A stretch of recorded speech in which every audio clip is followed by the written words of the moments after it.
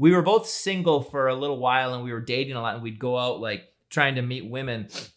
And we talk about this phenomenon where we would say, oh, I just fell in love with her. Like we'd go sit, like I remember we were sitting at the bar and this bartender was serving us drinks and talking to us, and she was super cute and fun, and we were joking with her. And afterwards I was like, oh man, I fell in love with that bartender. Lance was like, oh, me too. We had both like fallen in love with her. And we would half joke about how on a given night when we'd go out, we'd for sure fall in love with maybe 1 to 2 women every night. And then you'll be on Tinder or whatever, and you'll fall in love with some woman you just text with a little bit, but then they disappear, but you fell in love with them. And so there's something, obviously that's a little different, but there is something about letting yourself fantasize and idealize and think some woman is the most, and you kind of like let yourself go. It's like you try to catch feelings. Yes. Would like try to catch feelings as much as possible. We now bring you Enter the Freud. This is for entertainment purposes only. It is no way medical advice. I think it was Daniel Goleman wrote this book called Emotional Intelligence in like, I don't know, the 1990 or something, a long time ago. And he got super famous for this idea of emotional intelligence, which now seems pretty obvious to us, but apparently back when he wrote it, it was kind of this revolutionary new idea. And it kind of goes along with this general idea that, at least you hear a lot about psychology, I don't know if most people, is how there's different kinds of intelligence. Like, yeah, maybe Einstein had this genius mathematical intelligence, but maybe Miles Davis was a genius of musical intelligence, and Salvador Dali is a genius of like creative, surreal intelligence. And then Daniel Goleman, there's emotional intelligence. So basically, I've realized, I've kind of realized it all along, but this story that I'm about to tell you is really what like it clicked in my brain. I'm like, oh my God, there's another kind of intelligence that people like you and me need to clearly articulate. And emotional intelligence is much more obvious. This kind of intelligence is not as obvious as you will see in this story, because people who seem really intelligent and even who ostensibly seem like that have good mental health are like complete idiots in this type of intelligence. And I don't really know what word to give it. The first term that came to me is erotic intelligence.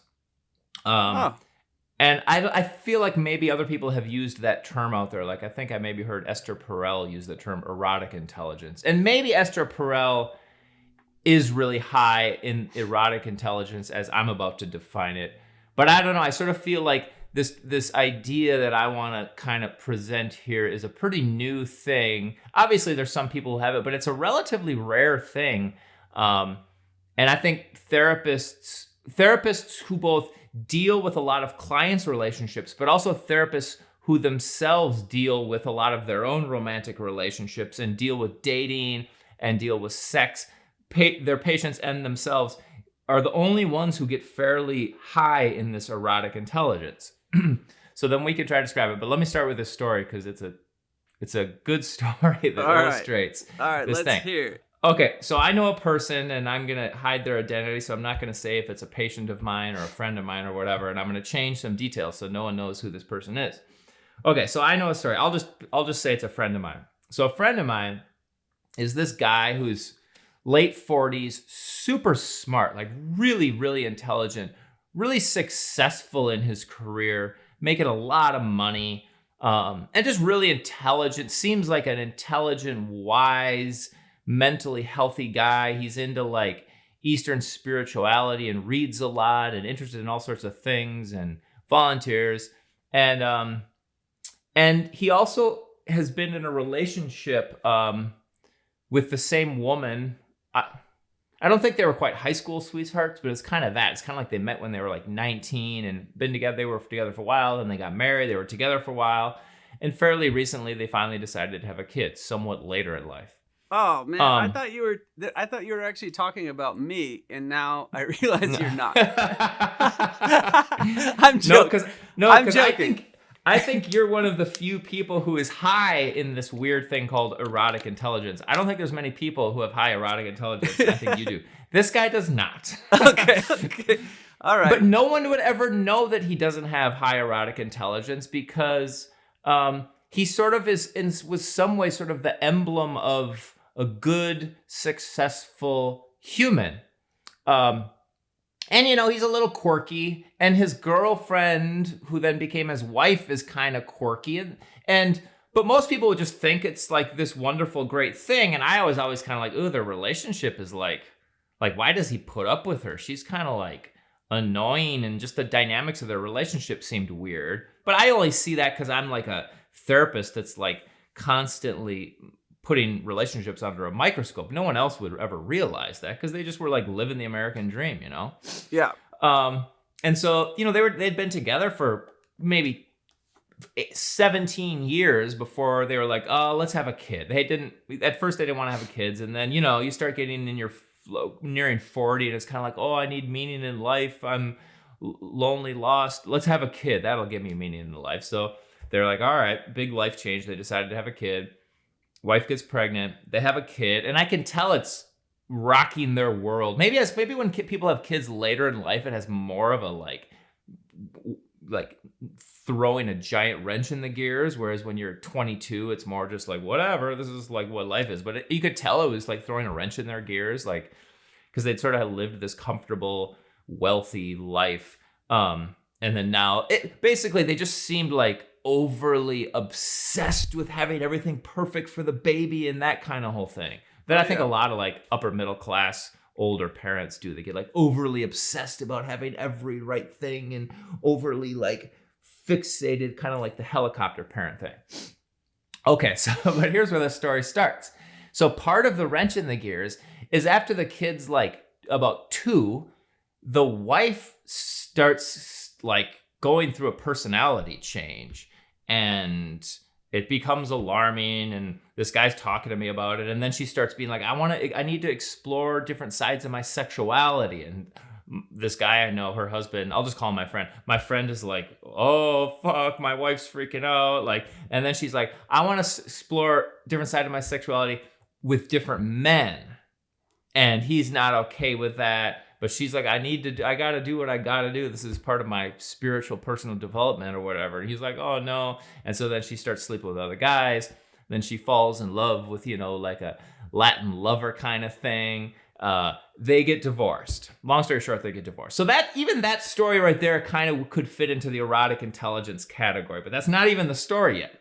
Because I think that's a fairly common thing. Like people are together when they're young, and then at 10, 15, 20 years in, like one of them is like needs some weird sexual exploration thing, and it just rocks the world.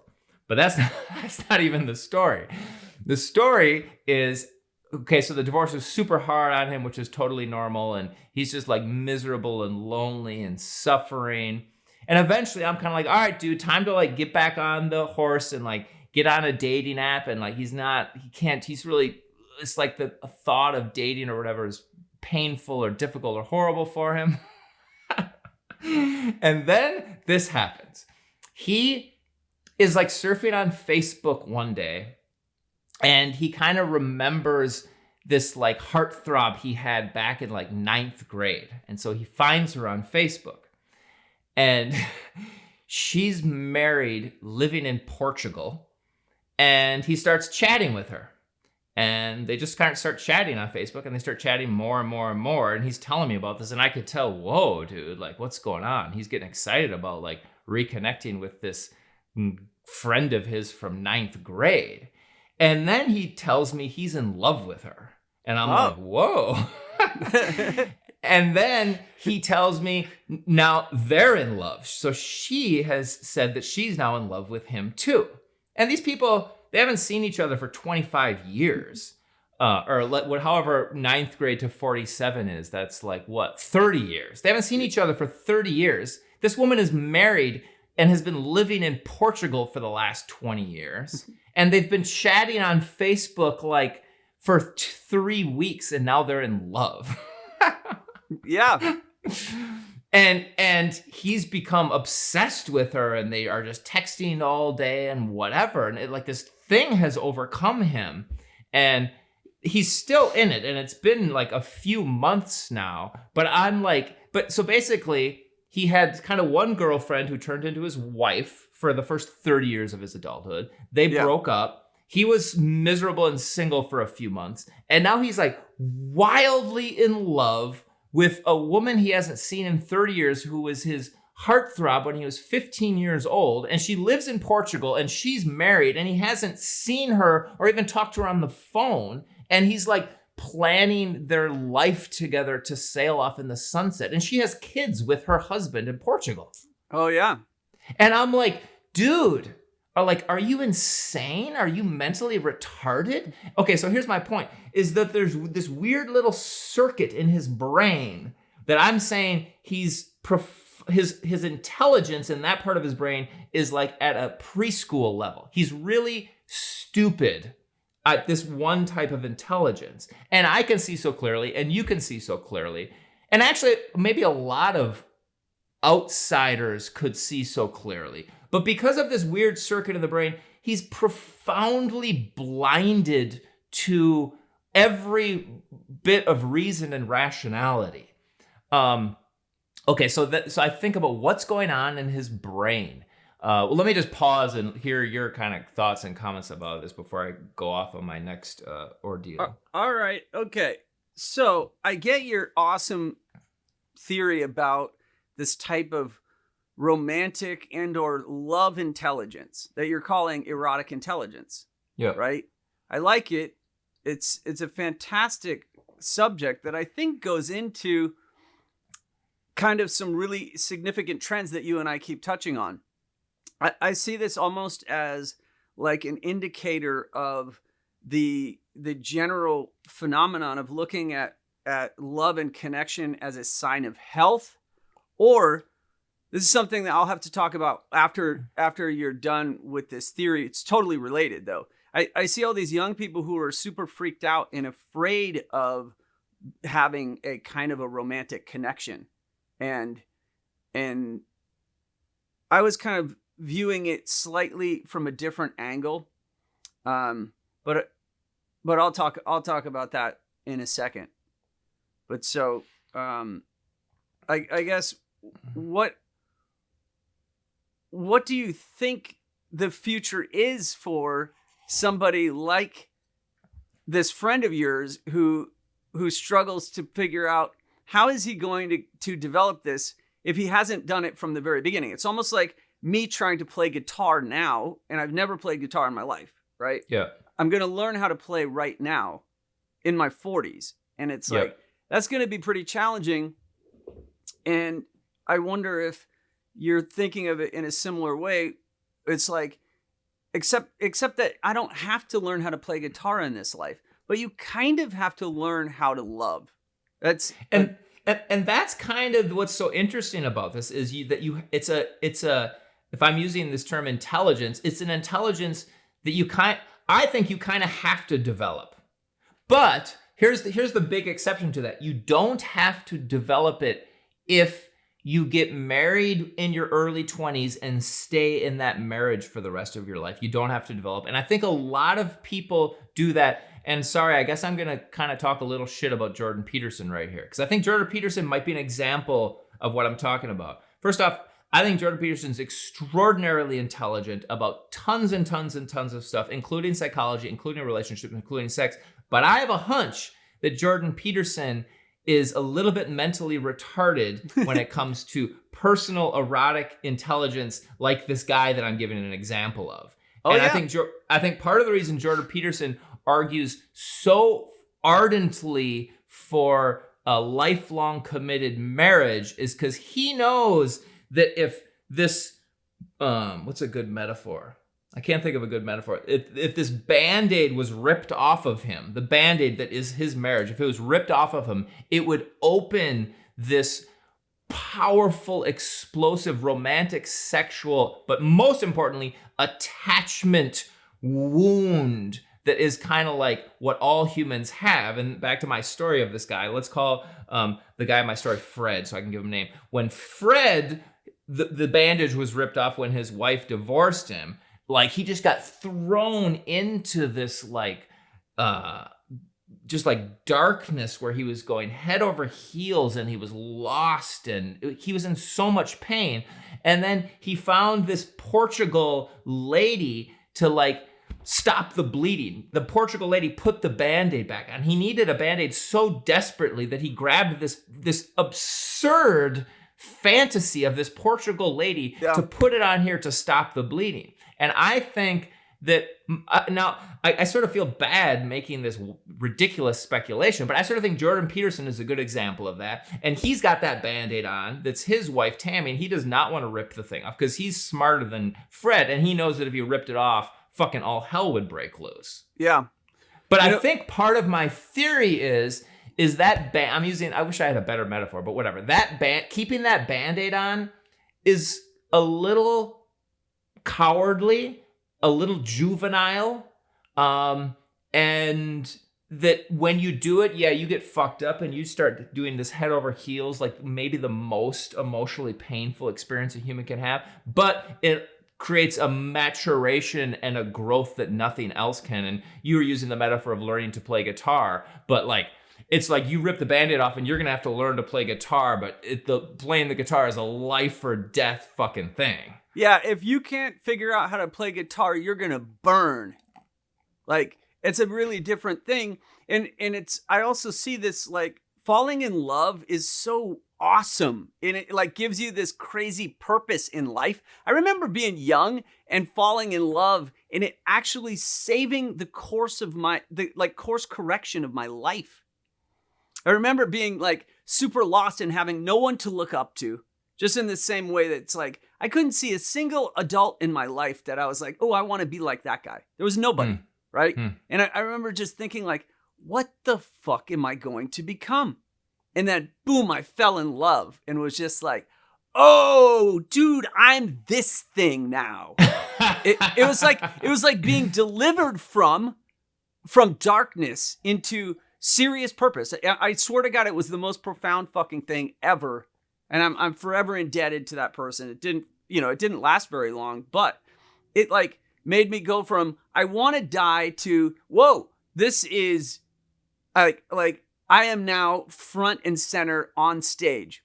Totally amazing, like a resurrected self. Totally. Okay, let's dwell on this. I think this thing you're saying right here is important. Let's just dwell on it to make this point a few more times. I wish I could quote the exact words you said, but it was like falling in love delivered you from like darkness and being lost into like having a place and having meaning. You just said something like that. Yeah, pretty much. Yeah. And I think that's a very common experience. And my example of Fred, when his wife divorced him, he was in the darkness. And then this Portugal girl has delivered him from the darkness and like grounded him.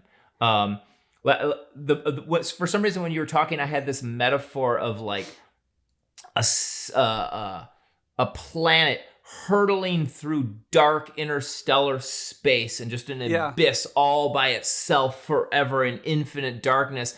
And then the planet falls in love and it finds a sun to rotate around, and now it's part of a solar system. Yeah, that's great.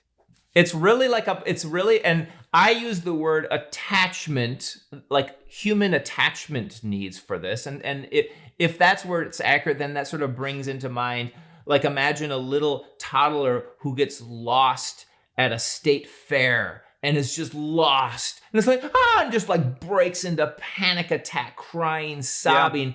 And then mom hears it and comes and picks it up and holds it. And the toddler's like, I'm safe again. And so that this theory of attachment is it's kind of like that need in us. But then somewhere when you're a kid, you kind of do it with your parents or family or wherever. But at some point, like through puberty, you can't do it with your family. And so now you're like this lost, wandering satellite looking for something to orbit around. And then you find a girlfriend. It's like, I finally have my thing. Yeah. Well, so this is where I have some weird kind of reaction to the fantasy type, like Fred has, where Fred, because at first, all of your romantic ideas are fantasy. When you're very, very young, it hasn't manifested to something real.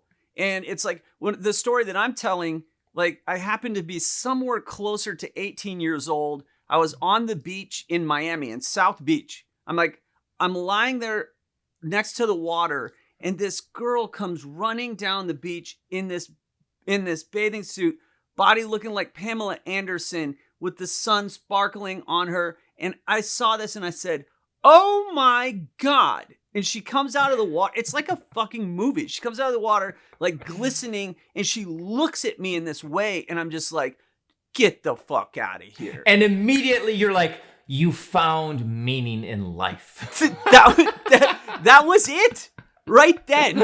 And it's like, why is that story any better than the one, just because that looks like a movie compared to Fred's, crazy ass, he talks to some chick. Or let's go even worse than Fred, is there are people who fall in love with someone who's a prisoner simply by reading, like they've never even seen the person. They're just writing letters back and forth. And so it's what the person says in penmanship. Yes. And they're like, ooh, I love this person, even though they're in prison forever. Yes.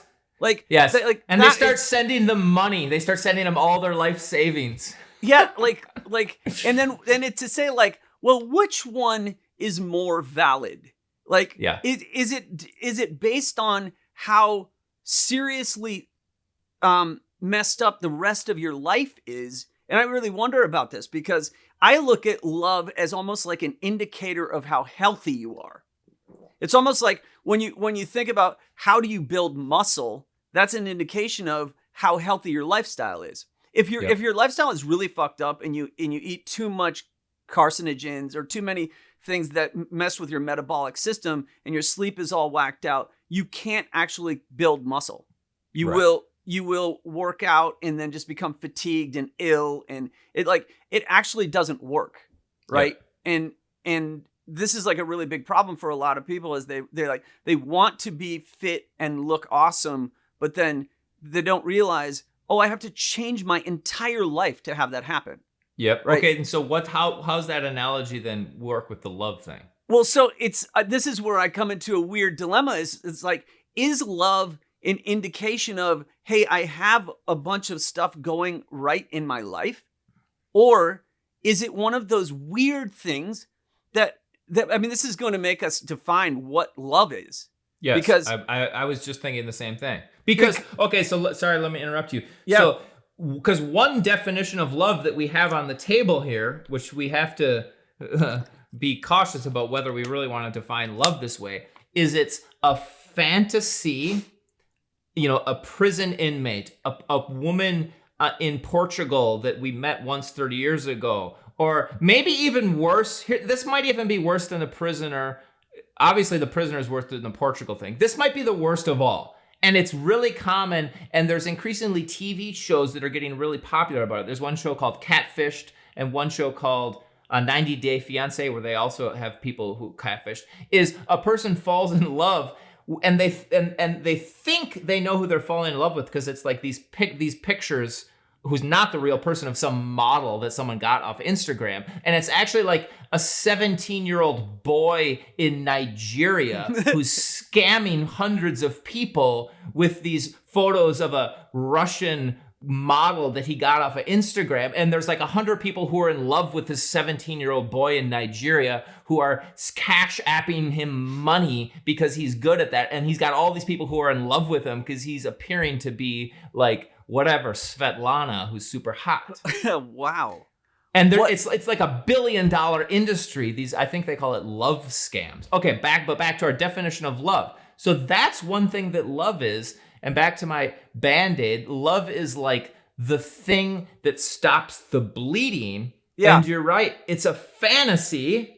Okay, and so now we have to differentiate the different kinds of fantasies. There's the fantasy that Fred has, or that the woman who's in love with a prisoner has. There's that fantasy. And then there's Porn's fantasy, where he's laying on the beach in South Beach and this gorgeous lady walks up, and then Porn is in love with her. Yeah. And Porn's fantasy is similar to the Fred's fantasy.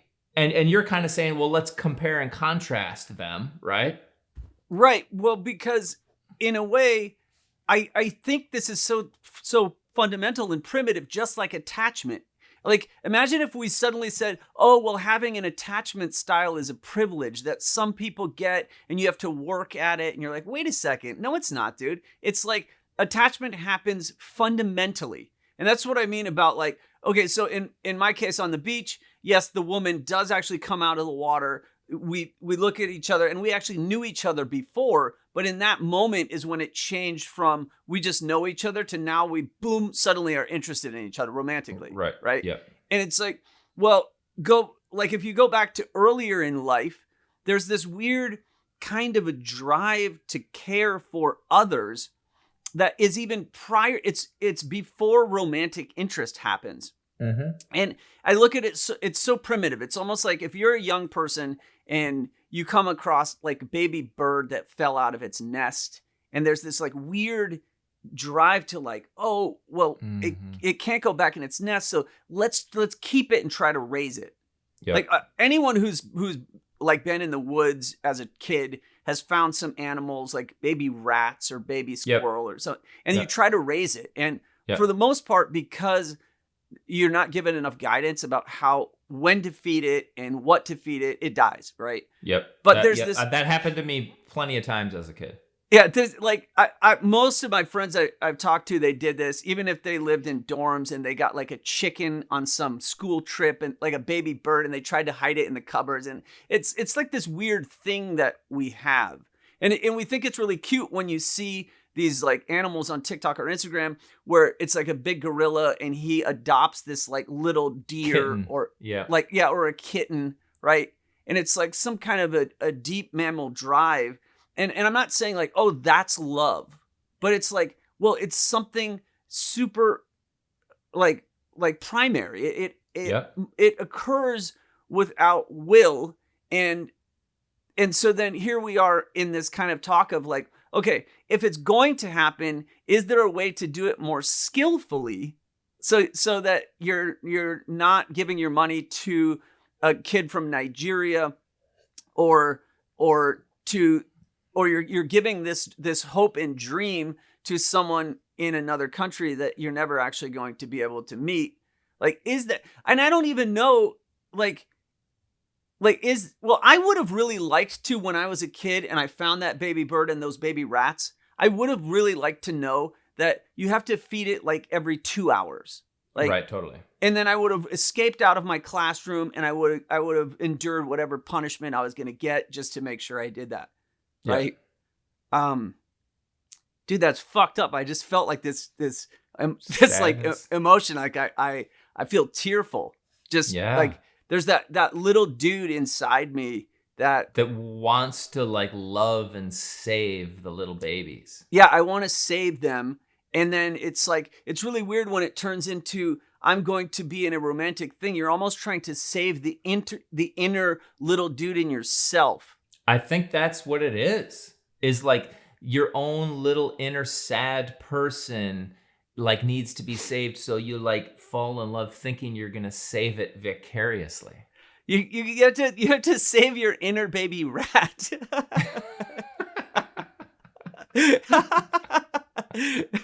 Dude. And if you think about it and you see that baby rat, you'll cry even as a dude. Dude, don't look at the rat. Don't look at the inner baby guy because, dude, it's crazy.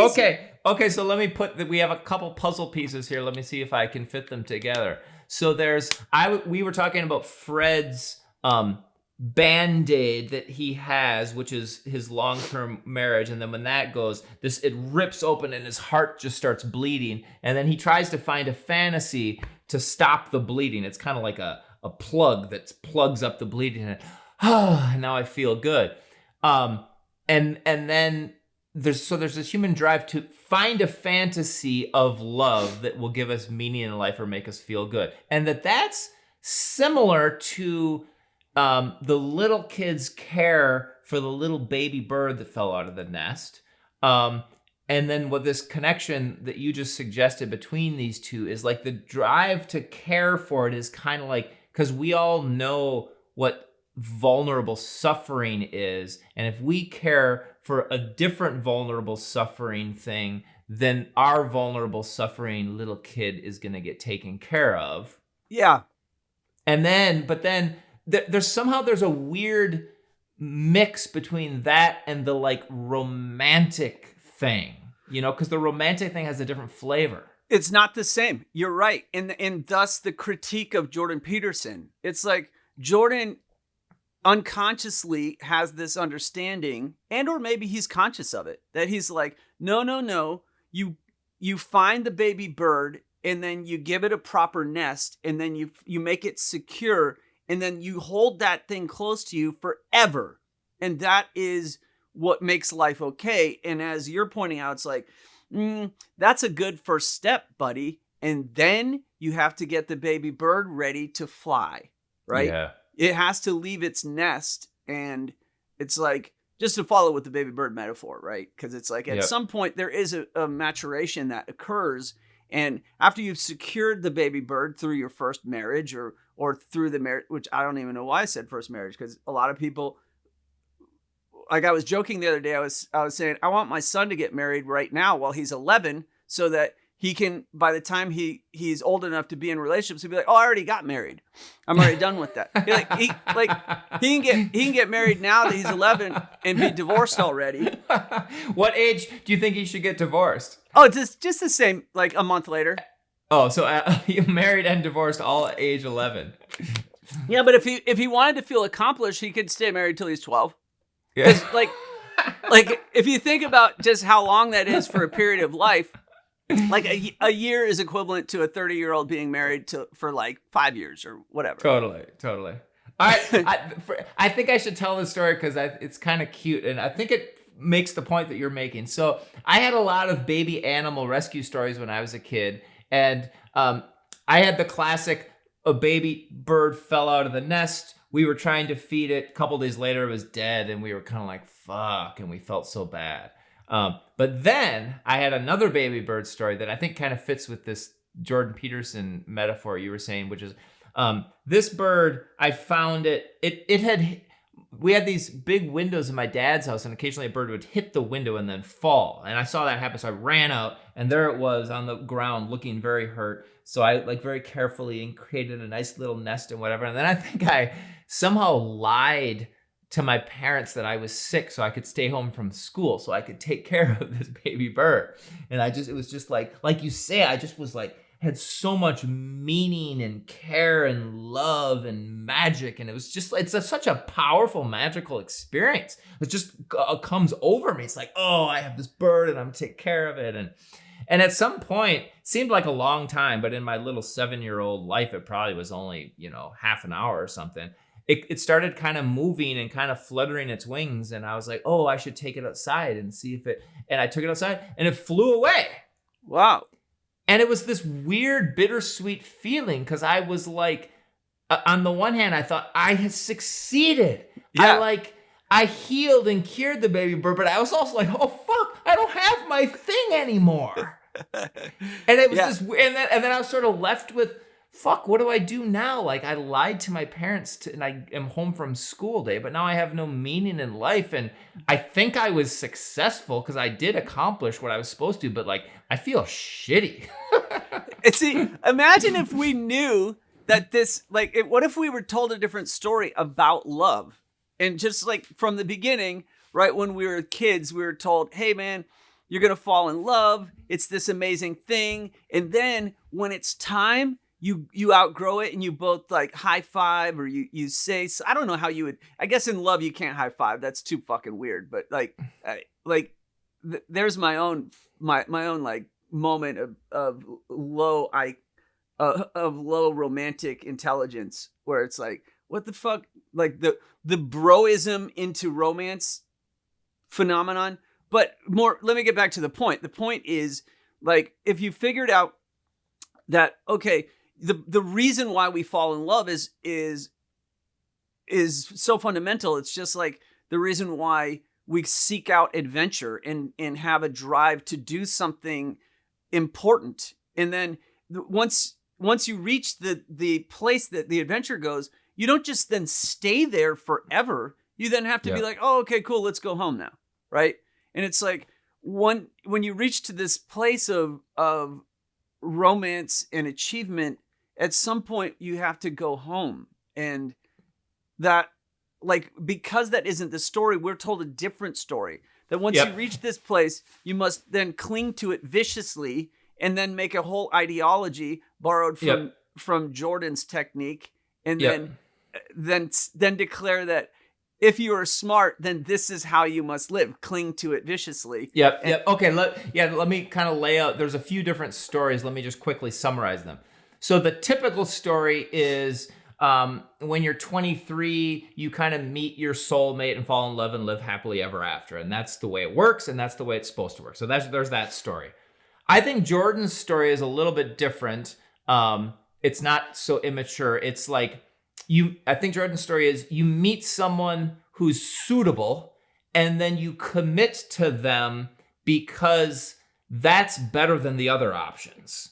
The other options are, and I think Jordan's thing, and it's a very intelligently complex thought out thing, but the other options are worse and are especially not good for society. He kind of talks about, I think part of his thing is like, if you just can commit to someone, that's best for like the collective.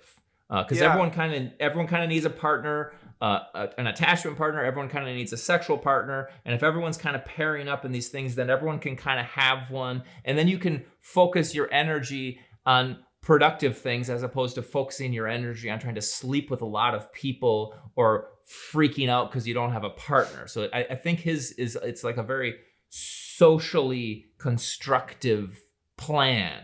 And that all of these other things like explore my sexuality or whatever, I think he recognizes it there, and he just thinks you should fucking suppress that shit because it's better for the like collective evolution or something.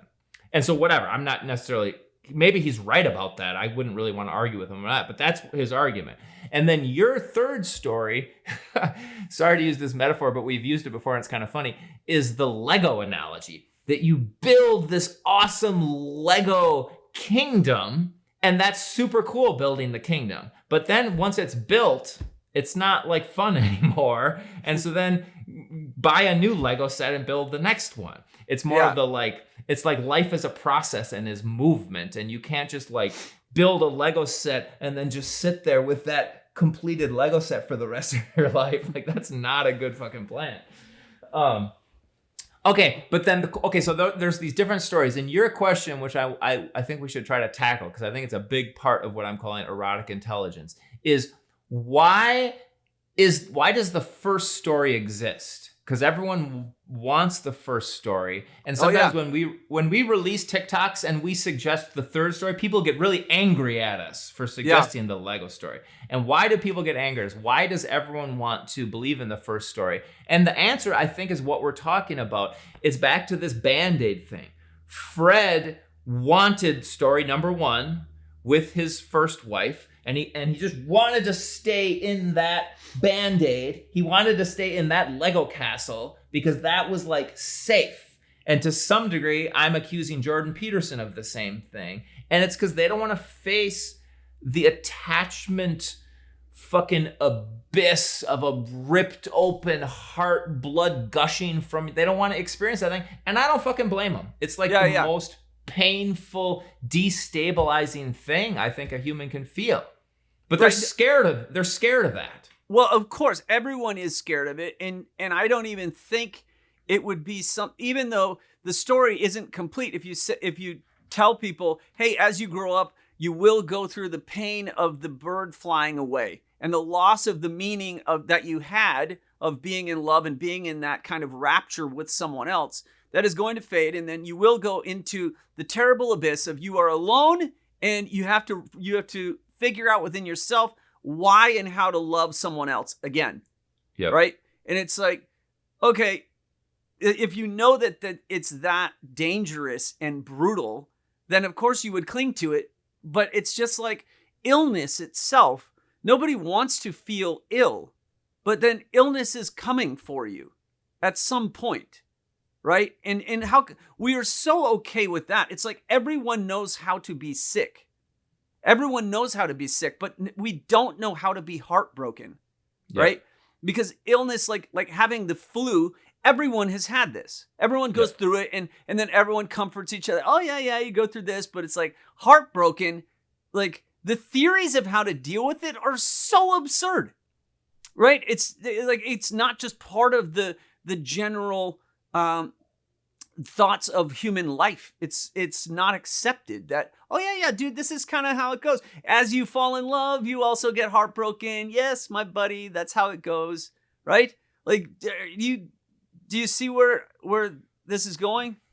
Well, yes, I totally agree. And people know how to deal with sickness because it's a difficult and painful but very mild thing, whereas people don't know how to deal with heartbreak because it's fucking so painful that I think we all want to almost pretend it doesn't exist. We don't even want to look at it because it like makes us worry that we're gonna feel that. It's just like it's like see no evil, speak no evil kind of thing. We're so fucking scared of it.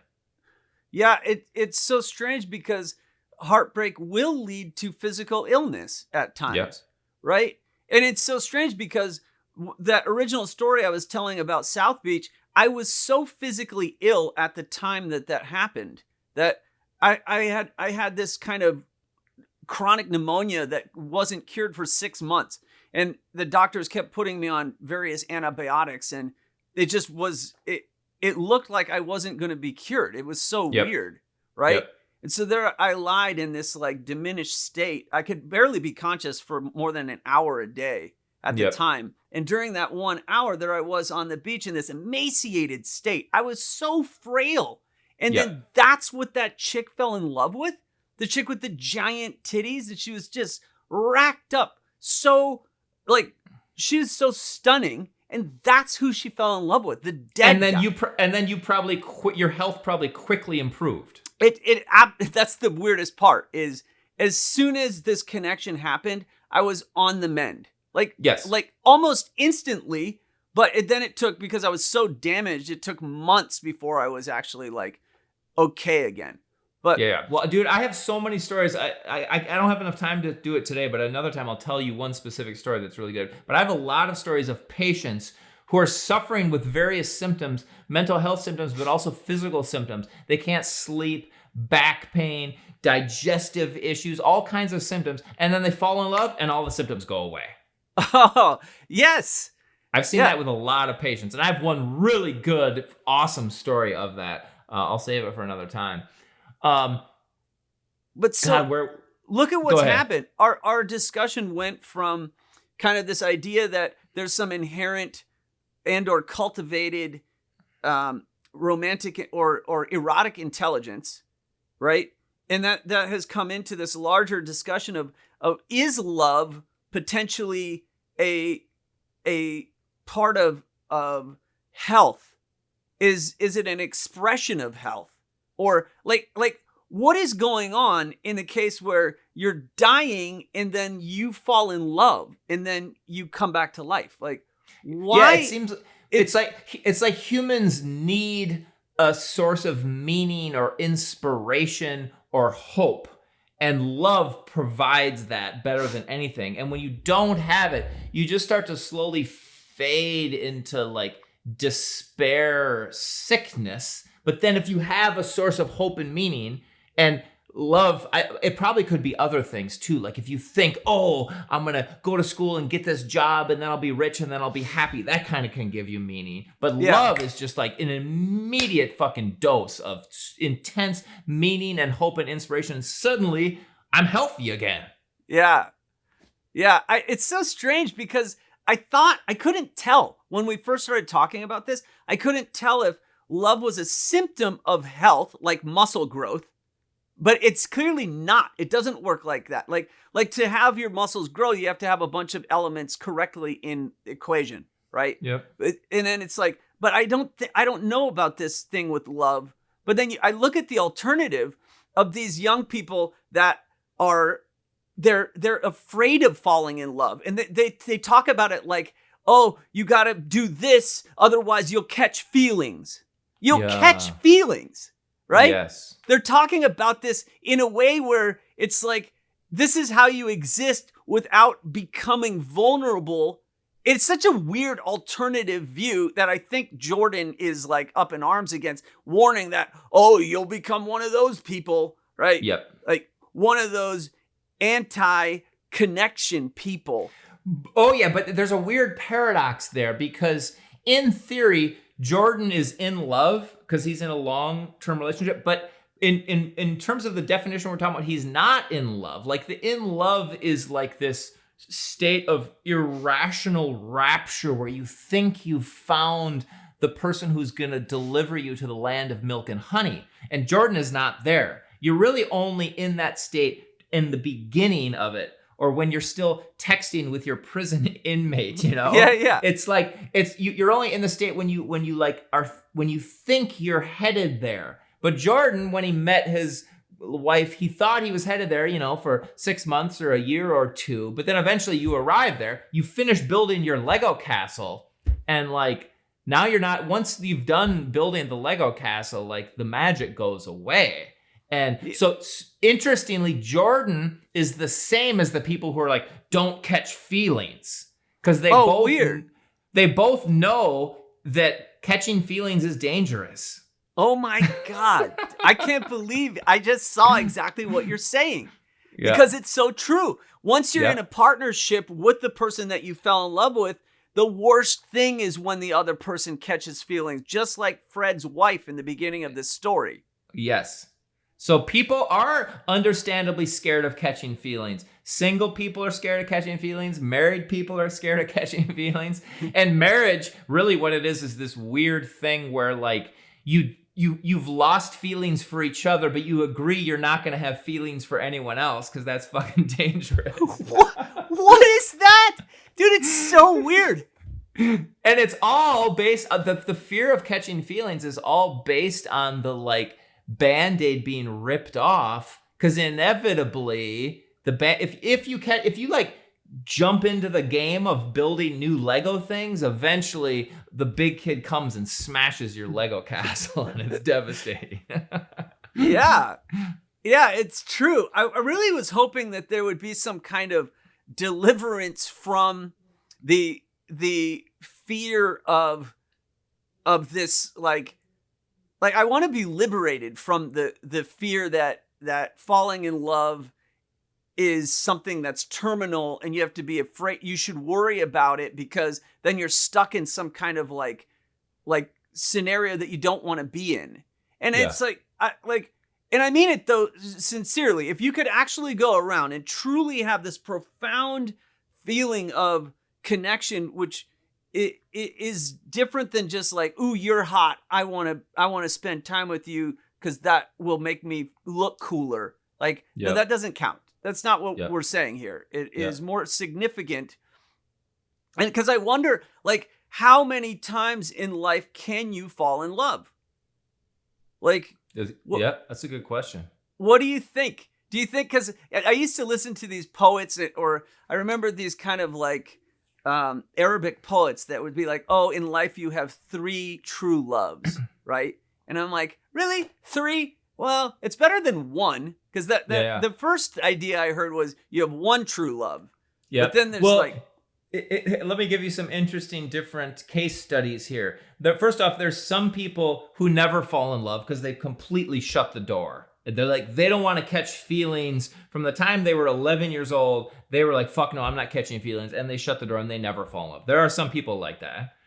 And then there are quite a few people who are in the Jordan Peterson camp, like really good Christians who just believe that just like fall in love when you're 19 and then shut the door and don't ever catch feelings for anyone else. And so they only fall in love once. That's pretty fucking common. And on the other end of the continuum, well, there's the more obvious kind of like just the serially monogamous person who just kind of comes up with a new girlfriend every 2 or 3 years. And so over the course of his life, he maybe falls in love 20 or 30 times. Yeah. My aunt is a good example of this because she's in her 80s and she still is doing the serial monogamy thing, and she gets on Match.com and she'll fall in love with a new guy at age 80. I've been watching her do this she got divorced when she was 40, so I've been watching her do this for 40 years. Every 2 or 3 years. And still today, like 6 months ago, she's got a new boyfriend she's in love with, and like she brings him to family gatherings, and she's like 82 now or something. It's super cool. That is. So there's that. But then this is the really interesting thing where I want to take this is me and my friend Lance. We were both single for a little while, and we were dating a lot, and we'd go out like trying to meet women. And we talk about this phenomenon where we would say, oh, I just fell in love with her. Like we'd go sit, like I remember we were sitting at the bar and this bartender was serving us drinks and talking to us, and she was super cute and fun, and we were joking with her. And afterwards I was like, oh man, I fell in love with that bartender. Lance was like, oh, me too. We had both like fallen in love with her. And we would half joke about how on a given night when we'd go out, we'd for sure fall in love with maybe 1 to 2 women every night. And then you'll be on Tinder or whatever, and you'll fall in love with some woman you just text with a little bit, but then they disappear, but you fell in love with them. And so there's something, obviously that's a little different, but there is something about letting yourself fantasize and idealize and think some woman is the most, and you kind of like let yourself go. It's like you try to catch feelings. Yes. It was like me and Lance would like try to catch feelings as much as possible. Yeah. And it's so strange because there is this like technical part of like you're actively dating, you're approaching women at bars, you're meeting them from all these dating apps, and it's like, wow, that's a lot of contact with women. And it's true, there's like small little doses of fantasy that then mimic Fred's fantasy of the distant woman in Portugal. There's that beginning. See, it's like, that's what I mean. I don't want to dismiss Fred's journey. It's just, we must acknowledge that it's like, that's the beginning. And then what's the next step? And the next one and the next one. Because eventually. And part of my theory of erotic intelligence is it's kind of the opposite of Jordan Peterson, or it's the opposite of people who don't want to catch feelings. And I could be wrong, but I think it's the opposite. It's like willingness to catch feelings and discover that catching feelings is beautiful. And you don't, unlike Fred, you don't have to get so obsessed with one fantasy. You can actually like flow in and out of fantasies, and like there's a way to like just ride the wave of catching feelings as opposed to just getting obsessed with this one thing. Yes. Now I finally see how this is intelligent, because then when it comes time to let that bird fly away, then you're just like, oh man, what an awesome thing. And then when your boys ask you, yo, what happened to that girl, man? And you're like, oh, buddy, yeah, she left. She moved back to Detroit. And you're just like, oh, she was great, man. And then it's like, all right, what are we doing next? Like, yeah, that bird flew away. It was sad, but another bird will come and crash into my window. Yeah, dude. Yeah, I really think that's great.